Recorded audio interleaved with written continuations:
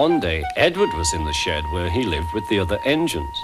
They were all bigger than Edward and boasted about it. "The driver won't choose you again," said Gordon. "He wants strong engines like us." But the driver and fireman felt sorry for Edward. "Would you like to come out today?" "Oh, yes, please," said Edward. So they lit his fire, made lots of steam, and Edward puffed away. The other engines were very cross at being left behind.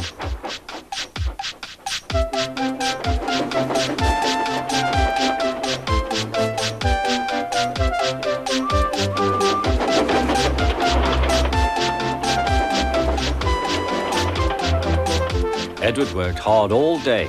The coaches thought he was very kind, and the driver was very pleased.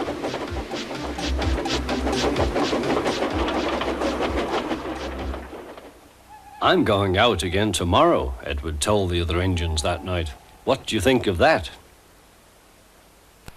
But he didn't hear what they thought, for he was so tired and happy that he fell asleep at once. Next morning, Edward woke up to find nothing had changed. Gordon was still boasting. "You watch me, little Edward, as I rush through with the express. That will be a splendid sight for you. Goodbye, little Edward. Look out for me this afternoon."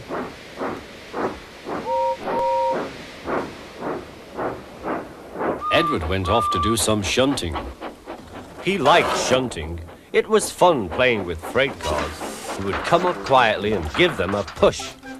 Then he would stop and the silly freight cars would go bump into each other. "Oh," they cried, "whatever is happening?"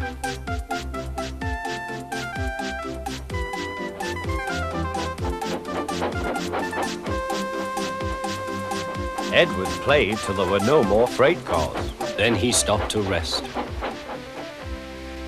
Presently he heard a whistle. Gordon was very cross. Instead of nice shining coaches, he was pulling a very dirty freight train. "A freight train, a freight train, a freight train," he grumbled. "The shame of it, the shame of it, oh, the shame of it." Edward laughed and went to find some more freight cars. Then there was trouble. "Gordon can't get up the hill," the porter called to Edward's driver. "Will you take Edward and push him, please?" They found Gordon halfway up and very cross. His driver and fireman were talking to him severely. "You're not trying." "I can't do it," said Gordon. "The noisy freight cars hold an engine back so." Edward's driver came up. "We've come to push." "No use at all," said Gordon. "You wait and see," replied Edward's driver. They brought the train back to the bottom of the hill.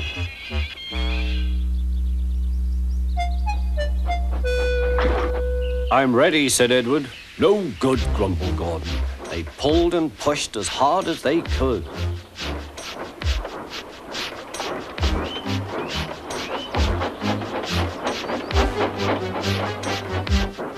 "I can't do it, I can't do it, I can't do it," puffed Gordon. "I will do it, I will do it, I will do it," puffed Edward. Edward pushed and puffed and puffed and pushed as hard as ever he could. And almost before he realized it, Gordon found himself at the top of the hill. "I've done it, I've done it, I've done it," he said proudly. He forgot all about kind Edward and didn't say thank you. Edward was left out of breath and far behind, but he was happy because he had been so helpful. At the next station, he found that the driver and fireman were very pleased with him. The fireman gave him a nice long drink, and the driver said, "I'll get out my paint tomorrow and give you a beautiful coat of blue with red stripes. Then you'll be the smartest engine in the shed."